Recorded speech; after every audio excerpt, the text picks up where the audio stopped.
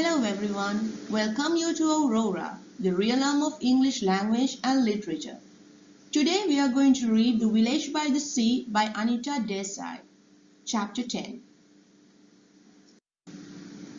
The monsoon is coming, shouted old Mr. Panwala, stepping back from the seawall as a huge wave came crashing against it, throwing out a whiplash of spray at the crowd collected on the promenade to watch.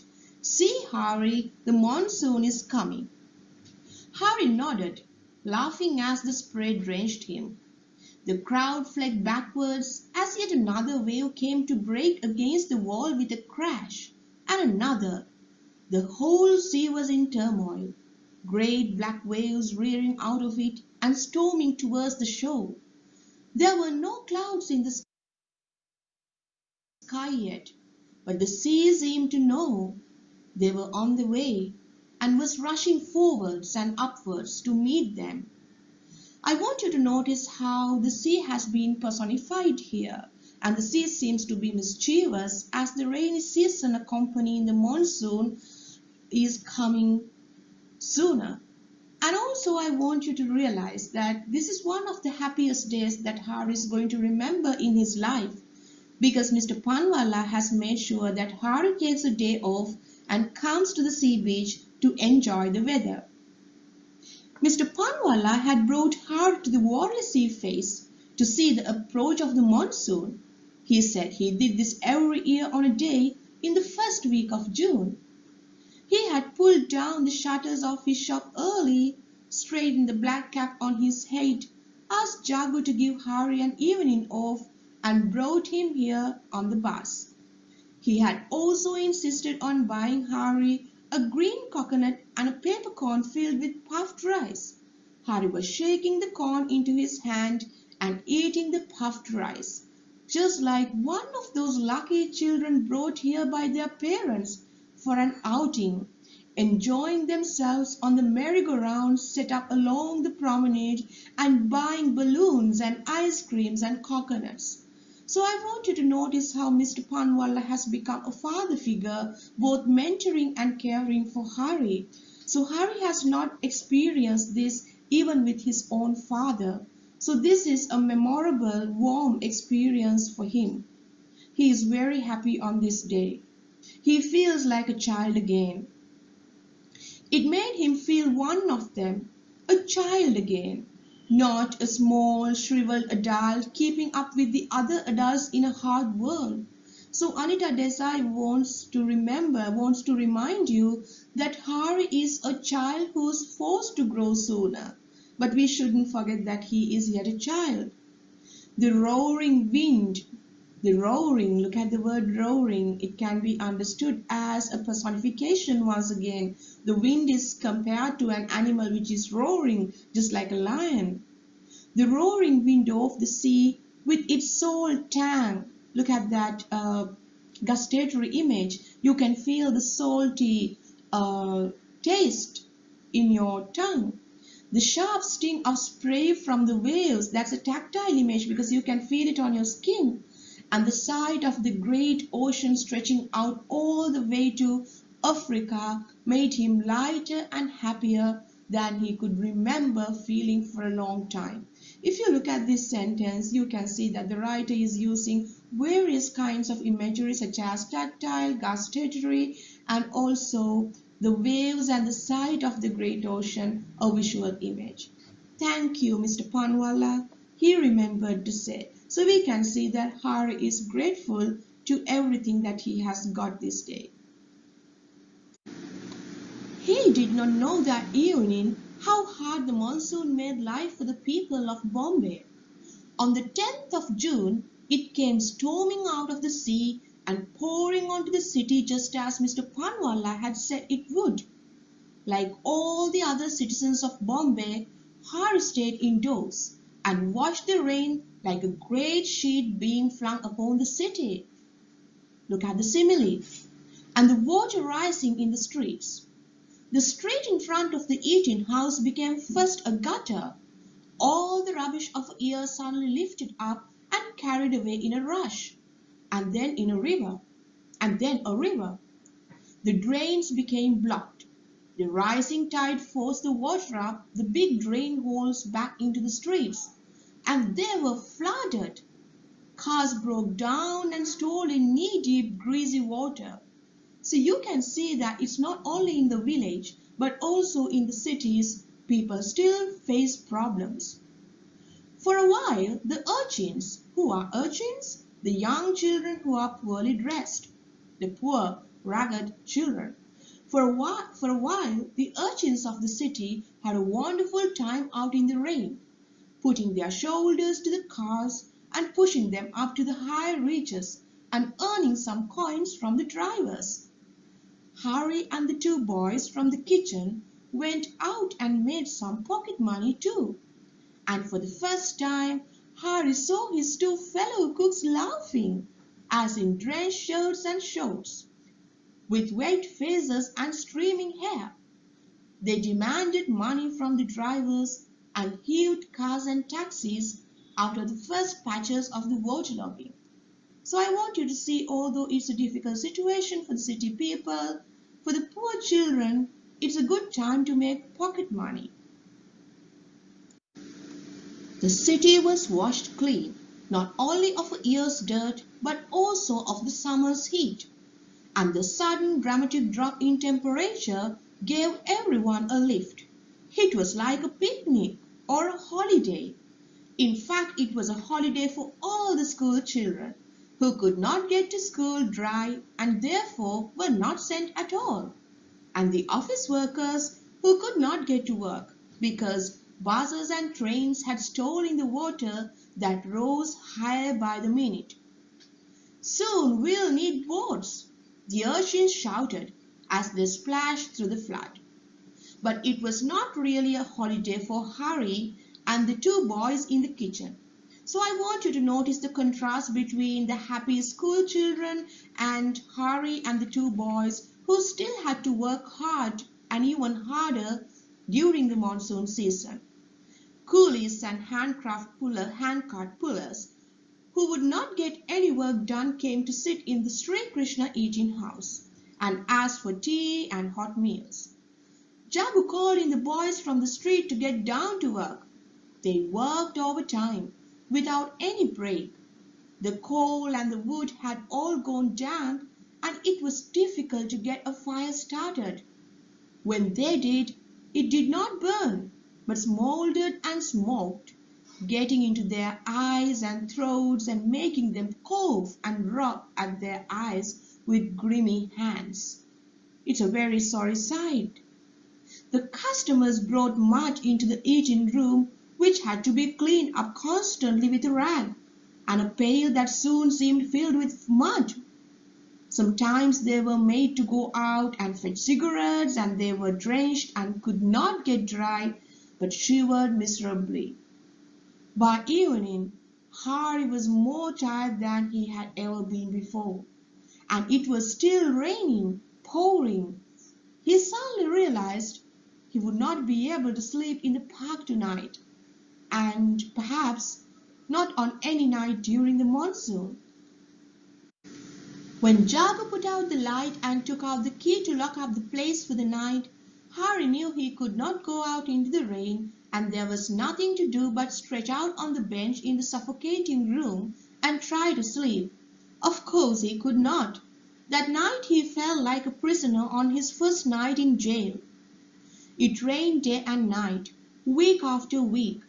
Even when the rain slowed from the downpour to drizzle and the floods receded, nothing dried out. Everything remained damp and muddy and smelled. Every time Harry went out to empty the rubbish pail or to buy cigarettes for the customers, his shirt was soaked again, and he spent the rest of the day with the wet cloth clinging to his body. He began to cough so badly that his chest hurt, so you can see he is getting ill. Mr. Ponwala next door felt even worse, and sniffed and coughed and wheezed without stop. One day he did not appear to pull the shutter up. He was sick. Harry had seen him red-eyed and feverish at the counter one day, leaving all the work to Harry because his head ached so badly, and the next day he did not come. Now Harry had no escape at all from the kitchen and the eating house, since he could go neither the watch shop nor to the park. Locked up day and night in the Sri Krishna eating house, he began to feel like a prisoner condemned to live in a prison cell. So you can see it has been repetitively said to the reader that Harry was feeling like a prisoner to emphasize how trapped he felt during the season. Jago must have sensed this. One night, when he was locking up the kitchen, he stopped to look at Harry, who would not lie down but sat on the floor, hugging his knees and coughing into his lap. "You are ill," he said. "You had better come along with me.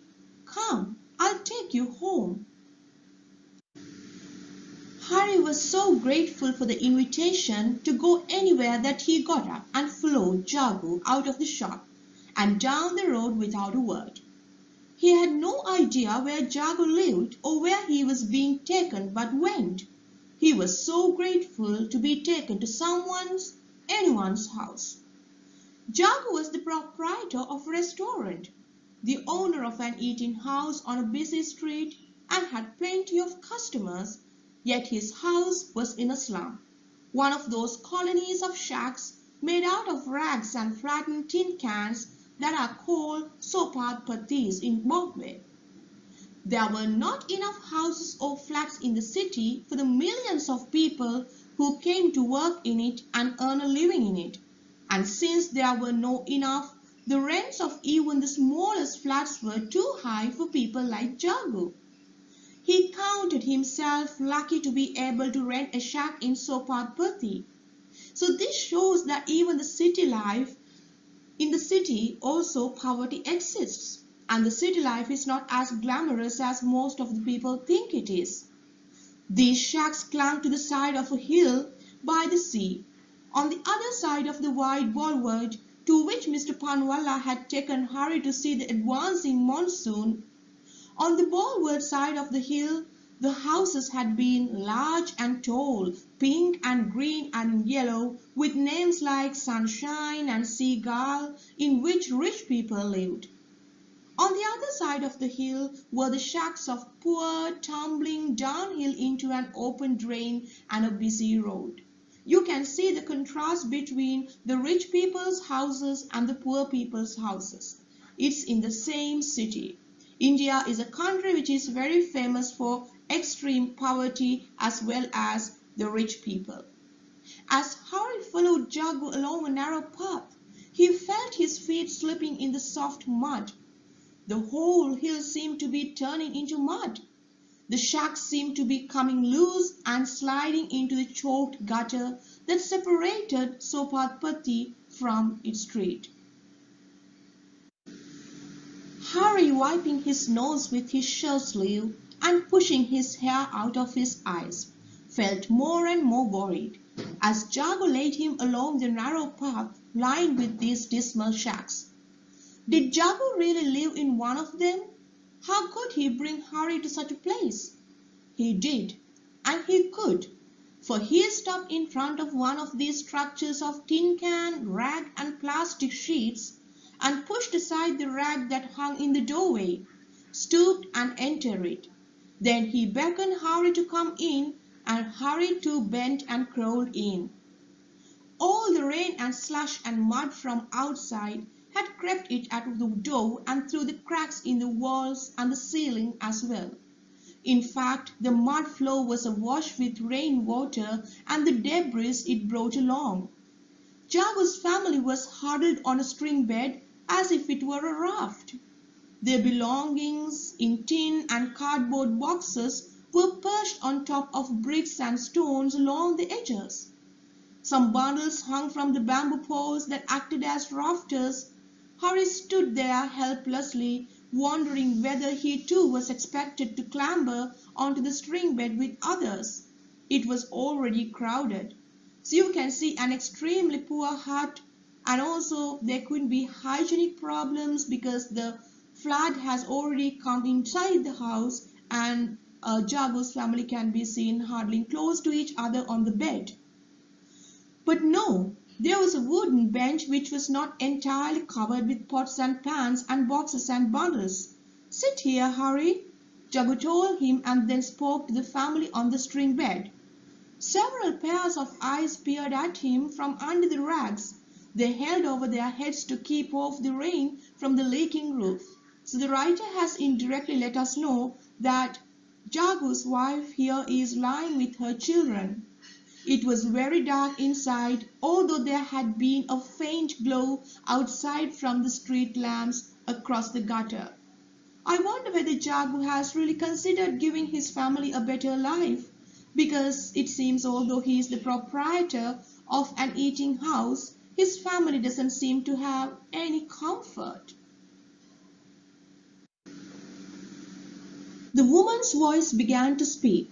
At first Harry could not understand what it said. It was so sharp and high-pitched and quick. After a while he heard curses that he knew, and he began to feel even more worried and looked at Jago for help. "Be quiet," Jago growled. "Get my dinner and bring an extra plate for the boy. He is ill. I'm taking him to the dispensary for medicine tomorrow. He's going to sleep here tonight." The shrill, sharp voice went on and would not stop, although the bundles on the string bed did move and separate into individual figures. One of them stepped down into the mud and went and fetched food for the two of them on 2 tin plates. "Hardly enough for us, and you bring one more to be fed?" the woman screamed as she thrust the plates at them. "So you will get only half, that's what? You think you'll give your new friend my children's share? You think we can starve as long as you eat?" "Quiet," said Jago fiercely, making a terrible face at her. "Hold your tongue, or I'll go out straight away to the toddy shop and have a drink there instead of this rotten food you prepare for me." On one side we see the women oppression. The wife is oppressed. She complains of hunger. They are in a desperate situation, especially she is worried about her children.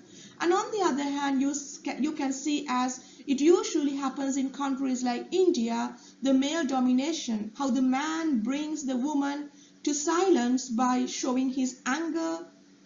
But the woman once again responds, "Go, go," she screamed, "as if I can stop you. That's all you want, to go to your toddy shop. All you want from me is an excuse. What do I care if you go and poison yourself? Go kill yourself with the poison the shop sells you. I will come and laugh at your funeral." So the situation is now turning into a very unpleasant situation. "I will take the children home to the village so we can starve in the fields and let the vultures pick our bones." At this point you feel sincerely sympathetic towards the wife and the children of Jago.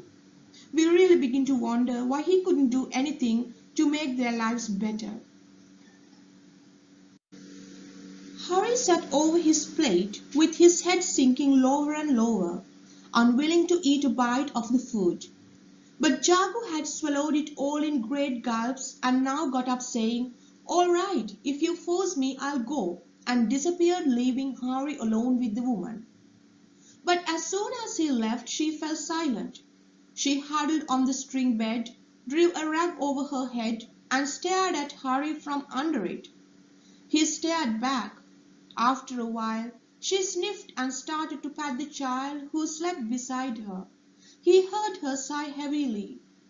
Go to sleep," she sighed, and Harry was not sure whether she spoke to him or to the child. What is there to do but to lie down and sleep, or die? Men can go to toddy shop and drink and forget, but we can do nothing, so we must lie down and sleep. Sleep, she said again, patting the child and sighing. So you can see here the theme of gender discrimination, and also the writers depicted an unsuccessful marriage, how the individuals are unhappy and oppressed, maybe all due to poverty. Harry wanted to speak to her. He knew what made her speak in that bitter, sad tone. It was how Leela and he spoke to each other when they sat in their hut late that night, waiting for their father to come home from the village in the dark. Indeed, he felt as if this woman was speaking for him and for Leela and for their mother. He was no longer afraid of her, because they share something common. They have a similar problem.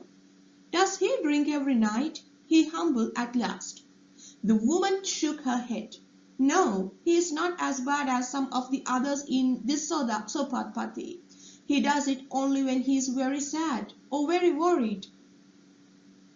Maybe we see that the money earned from the eating house is not enough for Jago to take care of his family or provide them a better life. And then Harry says, my father drinks every night. Harry told her. He had never said this to anyone before, but now he found himself talking openly to this strange woman who had screamed at him and abused him for eating her food. He does he? And beats your mother? And starves you? She asked, interested. He nodded and caught instead of speaking. He did not need to tell her. She already knew. Lie down, son. In the morning we will get you medicine from the dispensary. The doctor there has medicine for coughs and colds. I take my baby to him too. My baby is sick. She has fever. And she began to pat the sleeping child at her side, sighing. Harry curled up on the bench, tried to sleep, and wondered why Jago had brought him to this wretched home to add to his family's misery. Next morning, while following Jago along the path to the dispensary on the other side of the muddy hill, the rich and comfortable and happy side, Harry told him, I will go back to the shop, Jago. There is no room for me here. I'll go back. Jago gave him a sharp look. Did that woman tell you to go? Don't listen to her. She's a devil, and she's a devil. No, she didn't say that, Harry said quickly. But your child is sick, and she has enough to do, and the house. Said Jago thoughtfully. The house is not as its best in the rain. In the dry season, it's not so bad where we live. We have no water connection, and she has no line-up with all the other women at the pump to fetch water. But in the rainy season, when there is water elsewhere, it's even worse. He nodded, and Harry could see that he realized he had made a mistake in bringing Harry home. He had done it out of kindness and a wish to help. Harry knew, and he wanted to thank Jago, but could not. At the dispensary, a broken building with a tin roof on which the rain drummed loudly, there was a long queue of men, women, and children waiting on the veranda and out in the rain for the doctor to see to them. Seeing the queue, Jago said gloomily, It'll take a long time. Harry said, I'll wait. Please go to the shop. I can wait alone. Jago shuffled away, looking deeply ashamed for the muddle he had made of everything. While Harry stood waiting, he saw Jago's wife come up with the baby in her arms and an empty bottle of medicine in one hand, and stand right at the end of the queue, in the rain. Harry went to her and said, Let me get the medicine for you. Let me hold the baby. She looked at him in surprise, then shook her head, saying, No, no, I can't do that. And he turned away, knowing he could not help her. Harry stayed on at the eating house all through the monsoon, for there was nowhere else in the city he could go. Mr. Panwalla's shop next door remained shut, and he was the only friend Harry had here. Once the watchman of the tall building who had first brought him to the Sri Krishna eating house stopped by under a big black umbrella and called him out. How are you, boy? He shouted to make himself heard above the spatter of raindrops. Still here? Working away? Liking it? Everything all right? Harry nodded and tried to smile. It was because of him that he had found shelter, a job, food and friends, and he knew he ought to be grateful, although this was hard considering what the job, food and shelter were like. Yes, yes, he said, all right. because he knew it was better than what most people had in Bombay. "You know what, boy? Those people you came to see that night at Seabird, they're back. They came back from abroad last week. Why don't you come and see them? They might have a job for you in their flat." Harry was taken aback. He had stopped thinking about them long ago. His time and his mind had become wholly occupied with his work in the kitchen, and with the watch mending he was learning from Mr. Panwalla, and with saving money to take home. He had no time in which to think of the future beyond the next day and the next. Now his head filled with thoughts of that first night in Bombay, how amazed he had been by the lights, the great buildings, the crowds. He thought of the block of flats, the lift that had taken him up as if by magic, the polished door that opened onto that shining room, and the haughty servant in the white clothes. He kept thinking about them as he went back to kneading dough, scrubbing pans, rolling up chapatis, and serving lentils or tea. Could he leave all this behind and go? Could he find himself a place in that rich, gleaming world of high-rise apartments, take part in that fairy tale world of servants, cars, holidays, money, and freedom? It made him feel feverish to think about it. He could not go to sleep that night, wondering if he should take the watchman's advice and try his luck there the next time he had a free afternoon. That night a great storm broke over the Indian Ocean and lashed the city. It began with daggers of lightning striking through the black clouds banked in the sky, and peals of thunder that echoed from one building to another.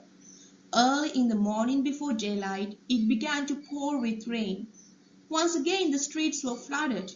The wind blew up from the sea and hurled the rain at the walls and windows of the city.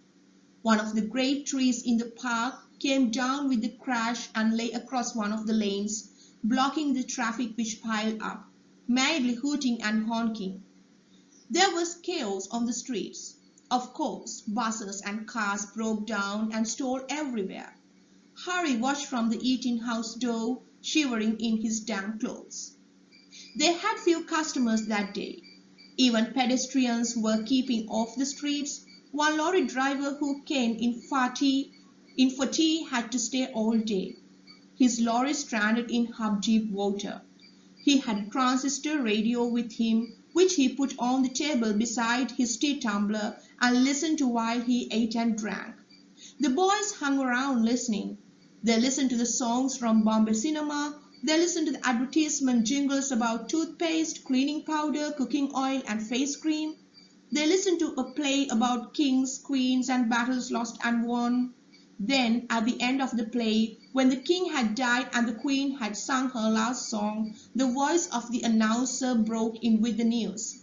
The news was all about the storm, how it had rained 10 inches in 12 hours, how the whole city was paralyzed.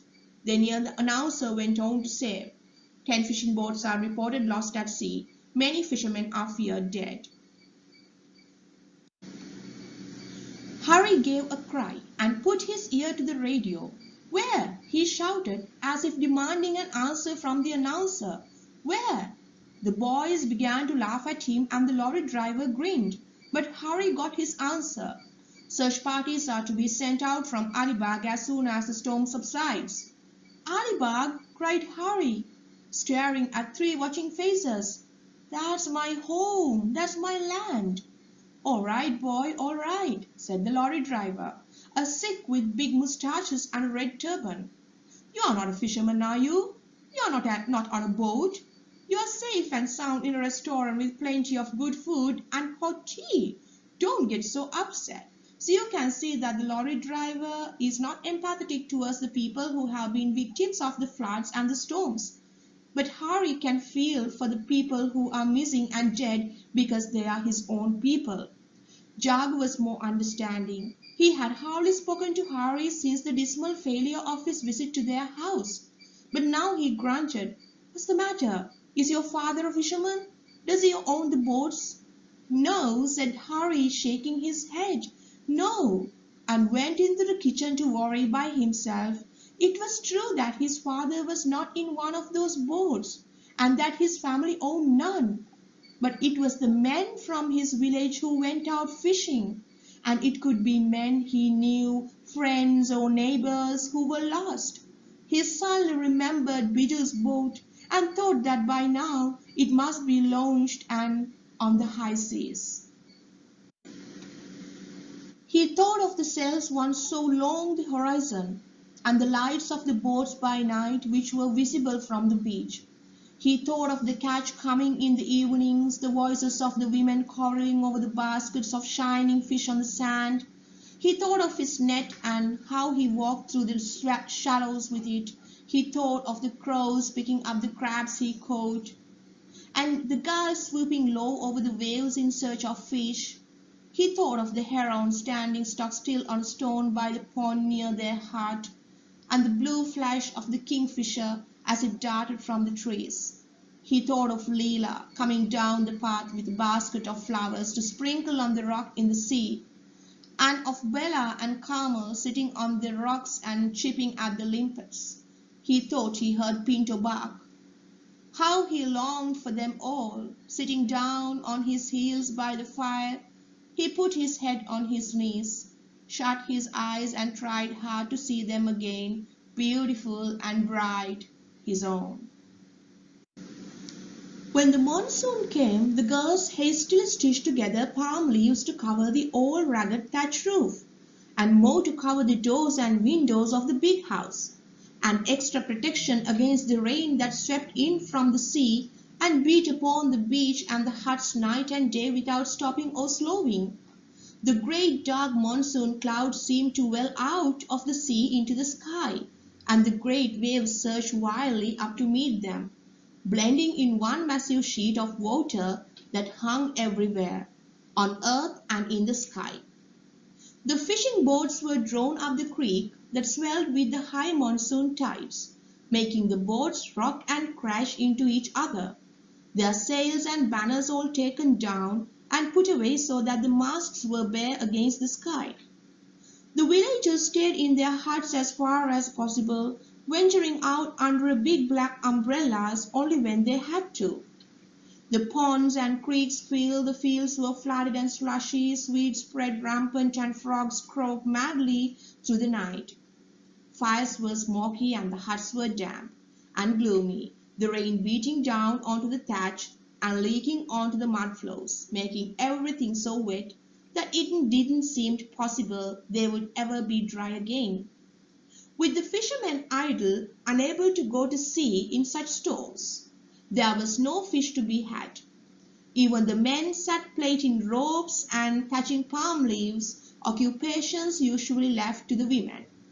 Probably they drank even more toddy than at any other time of year. But Leela's father had given up drinking. He sat outside the hospital, keeping an eye on the comings and goings of the nurses and doctors, and made sure his wife had all she needed. He smoked a small hand-held clay hookah and sat hunched on the veranda, watching the rain stream down. Leela still came loyally once a week, bringing him some of the money she had earned at Monrepos so he could buy himself tobacco and tea and snacks. It was worth struggling through the rain and coming on the wet, muddy bus just to see him so sober and quiet and her mother better and brighter than she had been the week before. These visits were always very happy ones, even though they all cried when they parted. Sometimes the girls went together to the village to buy provisions. They had to wait till the rain slackened. The whole village looked shut and empty with everyone indoors. But the fishermen could not afford to stay indoors for the 3 months of the monsoon, as their stocks of grain dwindled and their meals grew fewer and smaller. Their families looked pinched and hollow-cheeked. When the rain slowed down, they would go out on the beach, climb into their boats, stare at the sky, and mutter to each other about the weather. One day, when there was a lull in the rain, the heavy grey clouds lay still along the horizon and did not appear to be drawing any closer. A party of fishermen set out in their boats.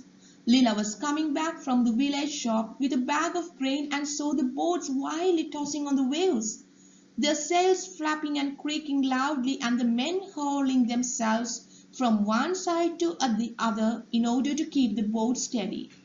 Old Biju, who would not risk his fine new boat at sea in the season, stood at the mouth of the creek, shouting at them, "Fools, come back! Your boats aren't built for this weather."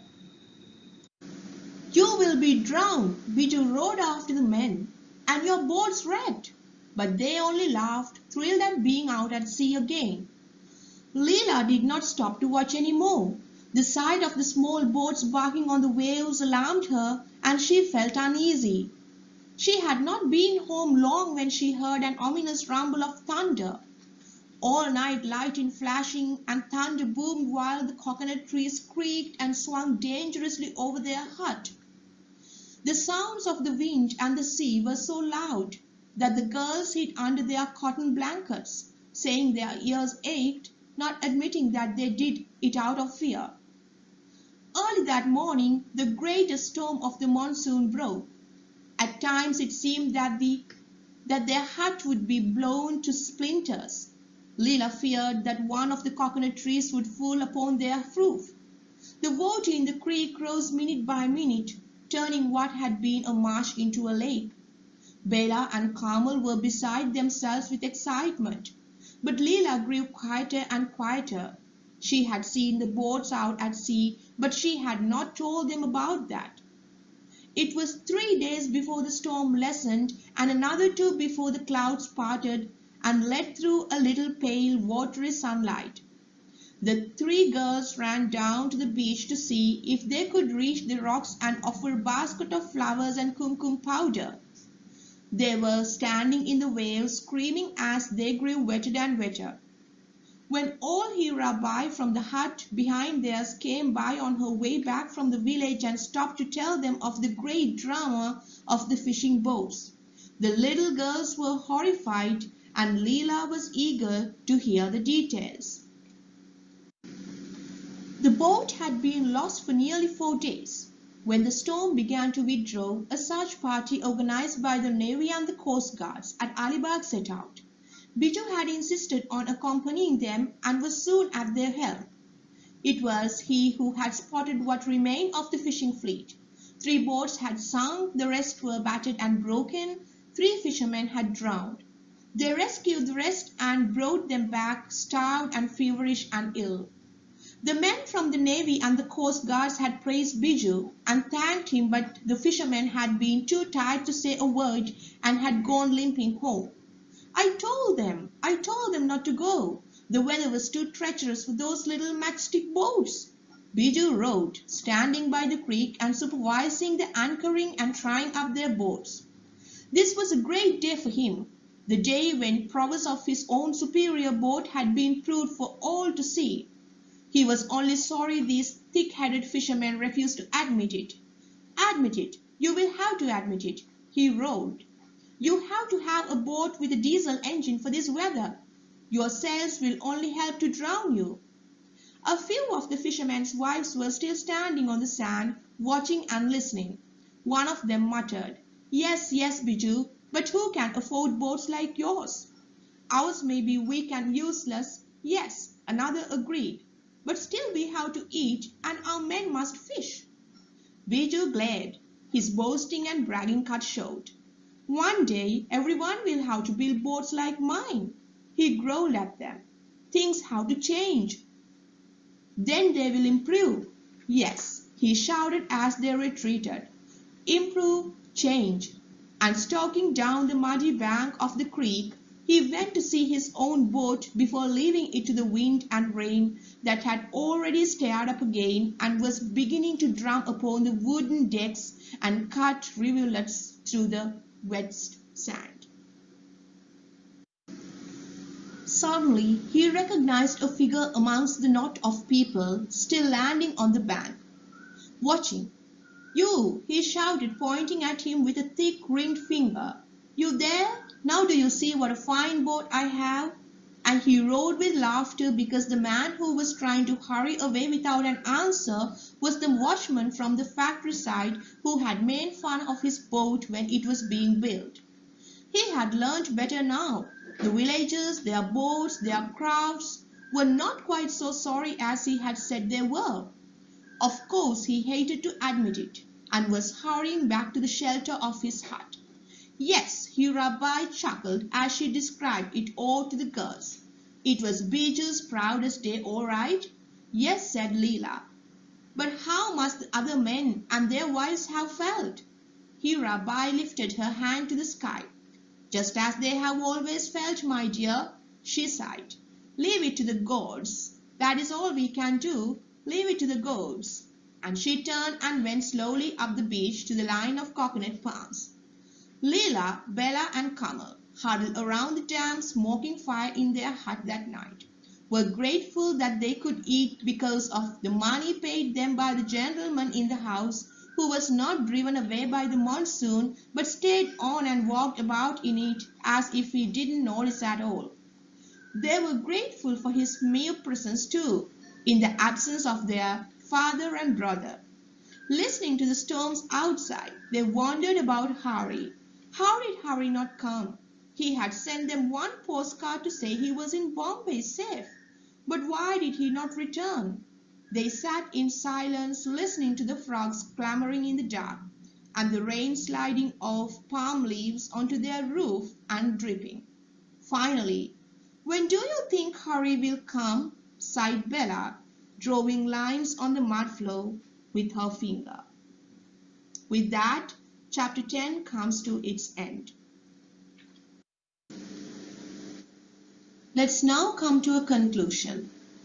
Even though Harry dreamt of coming to Bombay while he was in Thule, because it was a paradise in his mind, he was not very much of a fan of Bombay once he came there. Even before the monsoon season, we didn't see Harry was falling in love with Bombay. But this time of year reinforces the difficulties of city living. For example, how the people sometimes are unable to go to work and how children are unable to go to school. Apart from the fact Harry and the other two boys have to work in the kitchen very hard. So life becomes harder for people during the rainy season in the city. He and other boys become sick. He cannot seek refuge in the park, and the interior conditions are even more squalid and unhealthy. And also his glimpse of the way Jagu and his family live is yet another eye-opener as to the harshness of the city, and it becomes clear that Anita Desai has a critical eye for Bombay while she glamorizes the beauty, the nature and also the surrounding of Thule. Thank you for watching. I wish you a very good day. Take care. Bye bye.